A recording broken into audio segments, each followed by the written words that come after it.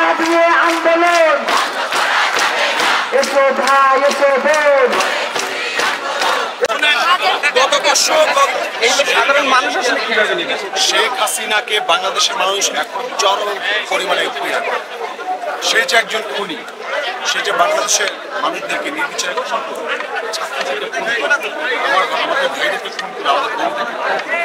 তার যে কুলাঙ্গার বাহিনী ছিল, তার যে কুলাঙ্গার লীগ ছিল, তারা আমাদের বোনদের গায়ে হাত তুলেছে, তাদেরকে রক্তাক্ত করেছে।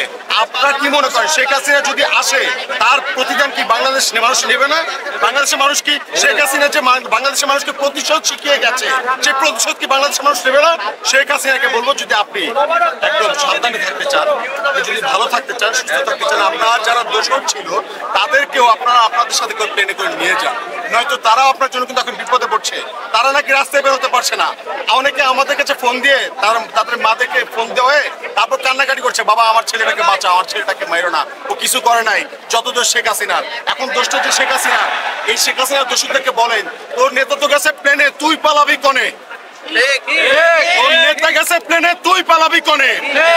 আবার যদি দালালি করতে আসে সবাইকে, শেখ হাসিনাকে তো পালায় যেতে সুযোগ দেওয়া হয়েছে, কিন্তু দোষরদের কিন্তু পালায় যেতে সুযোগ দেওয়া হবে না।